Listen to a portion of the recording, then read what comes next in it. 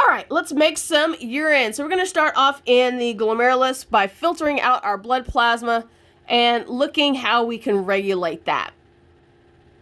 So, two study guide questions right here and right here. So first one, how does the kidney convert blood plasma to urine? So what are the 4 stages? So first one, we have our glomerular filtration. So we are filtering out the blood plasma in our glomerulus capillaries. Next one is tubular reabsorption. So this is a vocab moment, knowing the difference between reabsorption and secretion.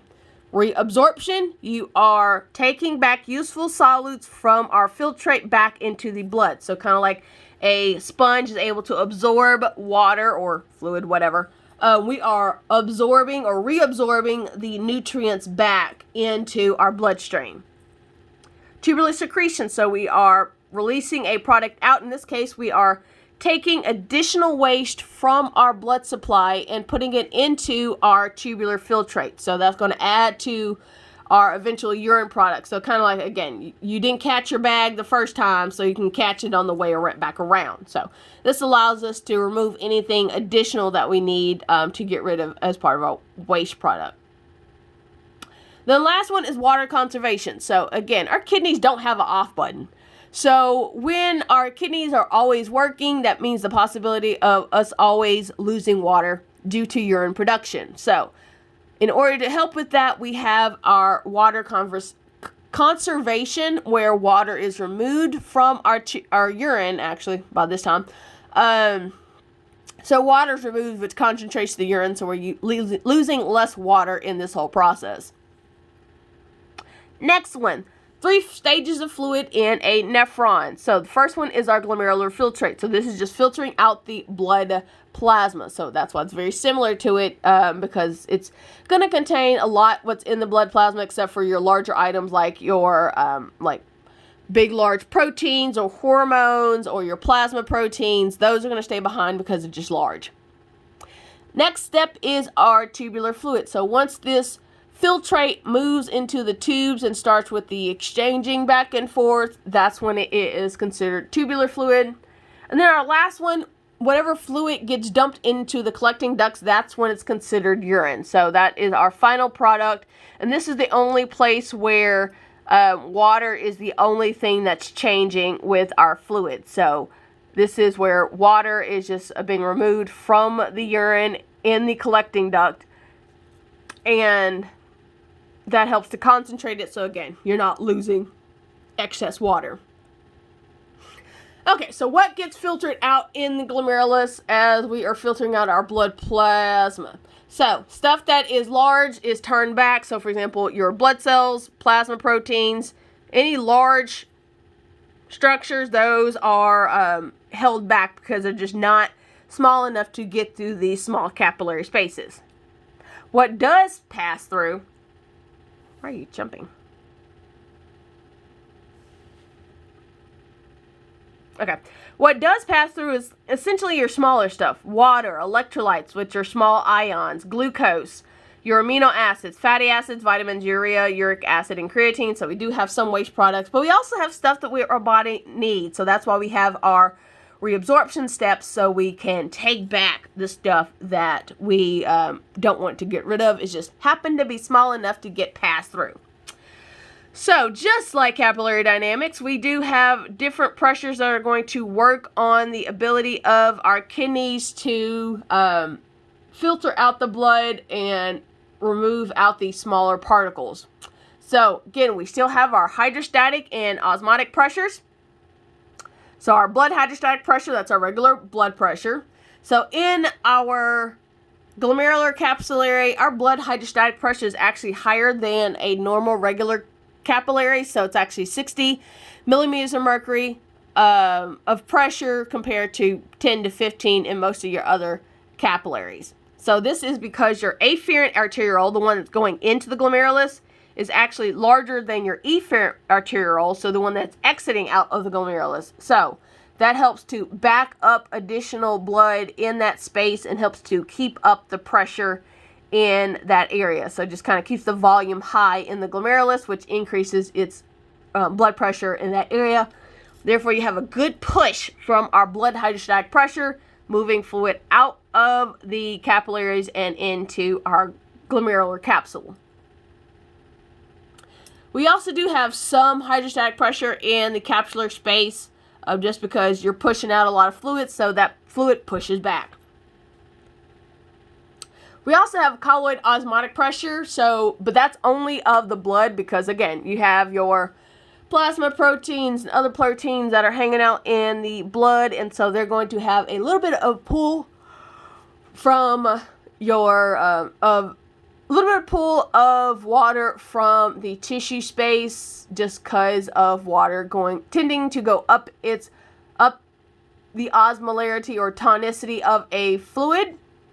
However, for our filtrate, because the fluid that's in that space, the proteins remain in the blood. So there's relatively no proteins in our glomerular filtrate, and that's the reason why it really doesn't have a colloid osmotic pressure. It's just because there's no proteins there. So this is like kind of looking at the calculation. Long story short, there's pressure that allows for pushing out of fluid into our capsular space. So the blood hydrostatic pressure is opposed by our colloid osmotic pressure of the blood and our capsular pressure. But again, blood pressure is high enough to move fluid out of the capillaries and into our capsular space. Another thing that we look at as we are creating our tubular filtrate is the glomerular filtration rate. So part of that is due to how much blood is flowing, how fast it's flowing, a little bit on your blood pressure as well. So looking at our glomerular filtration rate, it is how much both kidneys, of course you got two of them. If you only have one, then split in half.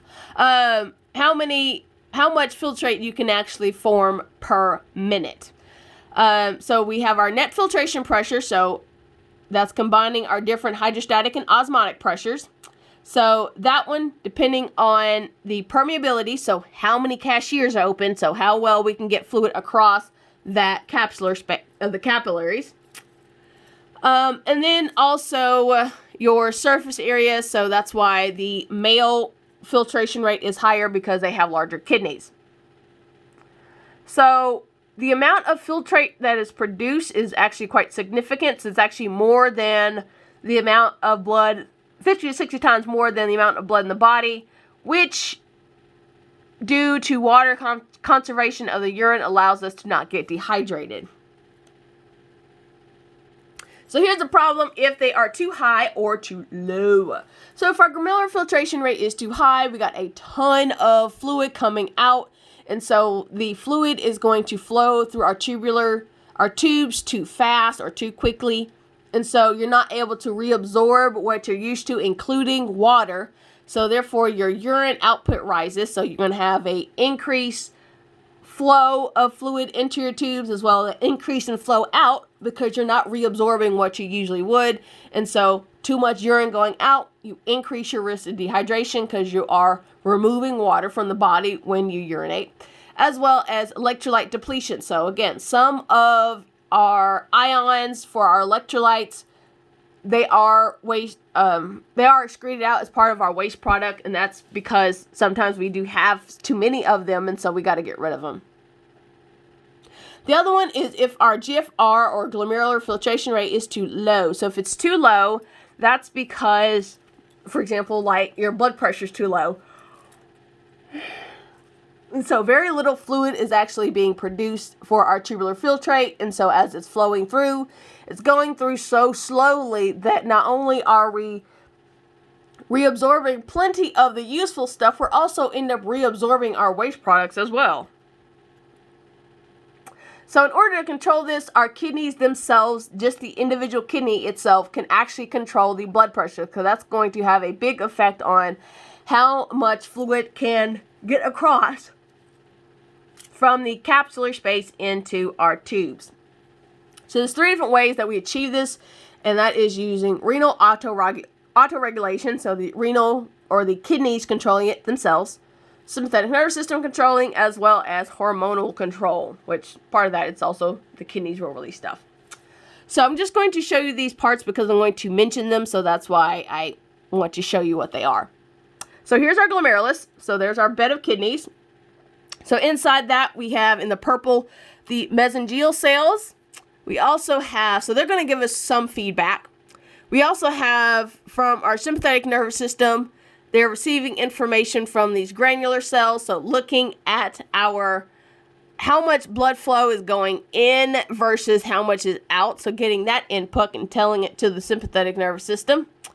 So there's our afferent arteriole and there's our efferent arteriole. And then later on, as you have filtered out blood, you're going through your different tube structures. So in this case, this would be our nephron loop. For this example, there's some cells inside our nephron loop called the macula densa. So those are helping us to give feedback from what's going on in our tubes to help to give a signal so that you can control the blood flow rate, so that you can controlling how much is reabsorbed versus how much waste is being secreted. So for the first one, renal autoregulation. So the nephrons are able to adjust the blood flow and the glomerular filtration rate without any other external sources doing so. So you're actually able to maintain a pretty stable glomerular filtration rate by adjusting your blood flow in the kidneys themselves and keep it nice and stable regardless of what happens with your blood pressure. So there's two ways of regulating this. We have our myogenic mechanism and the tubuloglomerular feedback. So for our myogenic mechanism, so think myo as in muscle. So when smooth muscle is stretched out, it's going to contract. It's just part of its reflex of how it functions. So if our arterial blood pressure increases, so we're going to end up creating more filtrate because we're pushing more fluid out of the capsules and into our glomerular tissue space. So smooth muscle, again, is going to contract when stretched. So this increase in fluid is going to cause the afferent arteriole, so the arteriole, that's where our increased blood pressure coming in. So that's going to be increase in fluid if we don't correct something. So our afferent arteriole is going to constrict because you got this increase in blood flow, so that increases your blood pressure. So when it constricts, it helps to prevent blood flow into the glomerulus, and that helps to regulate the filtration rate and how much filtrate is actually being produced. So controlling what can go in. If our blood pressure falls down, so there's less blood stretching out the smooth muscle of the arteriole, and so therefore our arteriole can relax and allowing more blood to go into our glomerulus, so therefore you're able to maintain a steady filtration rate of how much fluid is produced. Next one, tubuloglomerular feedback. So we're getting feedback on what's happening in the downstream tubular fluid. So this helps us to regulate what is in our fluids themselves. So depending on our waste and useful solutes, making sure that, again, we're actually are picking back up the stuff that we want to use, but also not reabsorbing our waste products. So this helps to just keeps everything nice and stable so that the product that you're making, the urine, stays where it's supposed to be, where it's concentrated enough, where you're not getting rid of stuff that your body could actually use, where you are actually getting rid of your waste products. So this can also correct for fluctuations in your blood pressure. So, there's something on your study guide, something to the effect of knowing the tubuloglomerular feedback, using renal autoregulation. So renal autoregulation, again, your kidneys are doing the job to fix any fluctuations in your blood pressure to maintain a stable filtration rate. So what I want you to know is ignore all this stuff at the bottom, that stuff that's not in bold. So we have a high glomerular filtration rate because we have increased in blood pressure. So this leads to an increased level of sodium chloride, so different salts in the nephron loop. So we have all of this fluid coming through. There's this ton of salt that is now in our nephron loop. Blah, blah, blah. Don't care about you knowing the rest of this stuff. So part of controlling that is to constrict the afferent arteriole. So that's going to slow down the amount of fluid that's being produced. So therefore, that's going to decrease how much salts are also in that nephron loop. So that's going to affect your ability for your salts to move in and out. So for example, if your salt concentration was so much higher, so we are increasing the concentration gradient, you're going to have even more salts going out into the medulla than you necessarily need. So that's why it's kind of a bad thing. Okay, so when we close off that afferent arteriole, so that's going to slow down how much fluid can come, how much blood's coming into the glomerulus, and so therefore reducing our filtration rate back to its more normal state.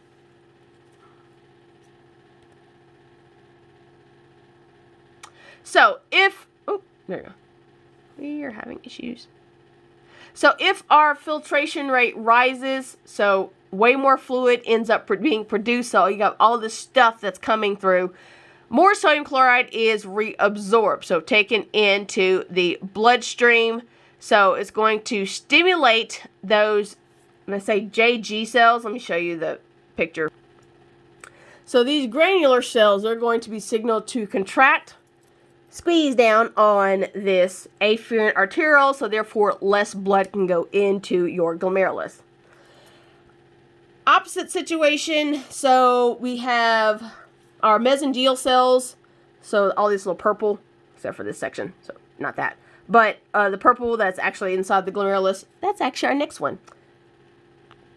Okay, so if our filtration rate falls, so it becomes very slow, so we're not producing as much filtrate, then those macula cells are going to relax the afferent arterioles, so the blood vessel going into our glomerulus. That allows for increase in blood flow, increase in production of our filtration, so increased GFR. So again, a negative feedback loop in order to correct this.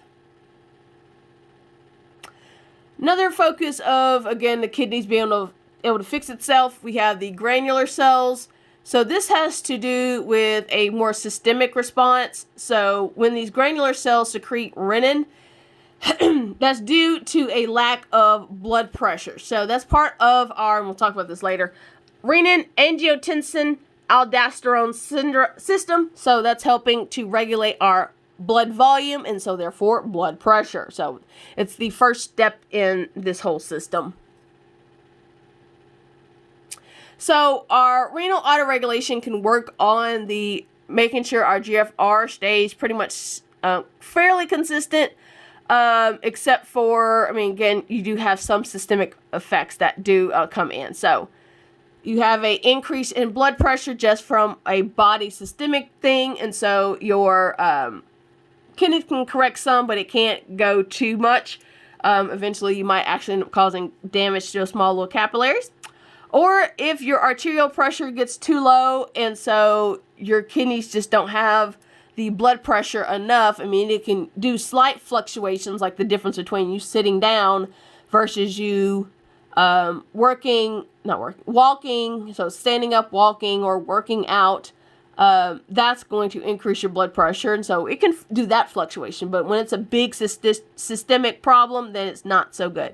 So, for example, your blood pressure goes too low, and so there's not enough blood pressure to counter your colloid osmotic pressure of the blood as well as your capsular pressure, and so you end up not having enough pressure to push fluid out of your capillaries, and so you're not making any fluid, and so your urine output stops.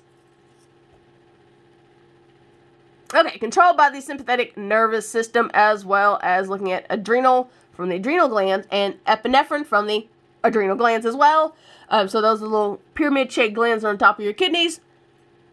So they are going to be in a situation where when your sympathetic nervous system is stimulated, so it's your fight or flight, your blood pressure is going to increase. So in order to correct and maintain a stable glomerular filtration rate, they're going to cause the afferent arterioles, so the ones that's going into the glomerulus, they're going to cause those arterioles to constrict, therefore reducing your filtration rate because your blood pressure has increased. Also helps to decrease your urine output. So again, you're running away from a bear, you don't need to be like, oh crap, I gotta go bathroom. You know, it's kind of like, okay, hold it, we can go later. Also helps to redirect the blood from the kidneys to our heart, brain, and skeletal muscles. So, with our sympathetic nervous system, we're running away from the bear. We don't have to focus, we're not focusing on waste elimination right now. We just need to focus on making sure our muscles have what they need in order to run away, as well as our brain to tell our muscles to run.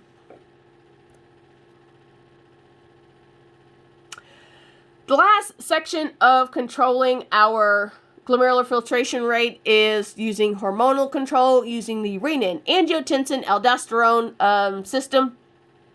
So it's these different set of hormones that actually can control blood pressure, and so therefore our glomerular filtration rate. So if there is a drop in blood pressure, so the baroreceptor, so again the ones that detect our changes in blood pressure in the carotid going up towards the brain, and our aorta is going to stimulate our sympathetic nervous system, which is going to increase our heart rate. That helps to increase our blood pressure. Our sympathetic nervous system is also going to trigger the release of renin. Renin gets converted, blah, blah, blah, eventually to angiotensin 2. Basically, I skipped all these other steps. There's other organs that help with this, but we're focusing on the kidneys. Anyway, eventually we get down to angiotensin 2. So, only focus on the colored stuff and the stuff that's in bold. So, angiotensin 2, what does it do? It's going to increase our blood pressure by being a vasoconstrictor. That's going to increase blood pressure because you have less volume space for that same volume of blood to be in, and so that increases the pressure. So, think of if I gave you less time on a test, that would increase your pressure. So, this constricts your efferent arteriole, so what's coming out of the glomerulus, so there's less able to come out, so that holds the blood inside the glomerulus, which is going to increase the amount of pressure that's there, and so the capillaries to push fluid out into our capsule space, so that tissue space. It also causes the peritubular capillaries to reabsorb more sodium chloride and water, so that's also going to be essentially more stuff into your blood, more volume into the blood, which is also going to increase your blood pressure. So you also have increased sodium and water reabsorption in the distal convoluted tube and your collecting duct, same concept. That stuff gets reabsorbed, more stuff into your blood. More sodium and water reabsorption in your proximal convoluted tube, same situation. So as you are reabsorbing more of this stuff, so that's also going to increase your blood volume. You stimulate thirst, more water coming into your body, more water going into your blood supply, increasing the volume, increasing your blood pressure. So whole situation, all this stuff of closing off the amount of space that's inside your blood vessels, absorbing more stuff out of your fluids, so your sodium and sodium chloride and water, as well as more water coming in because you're drinking more water, at least you should be. So that's going to restrict blood flow and increase blood volume, and that's going to increase your blood pressure. Okay, so new video, and I'll see you in a little bit, or whenever you watch the next one.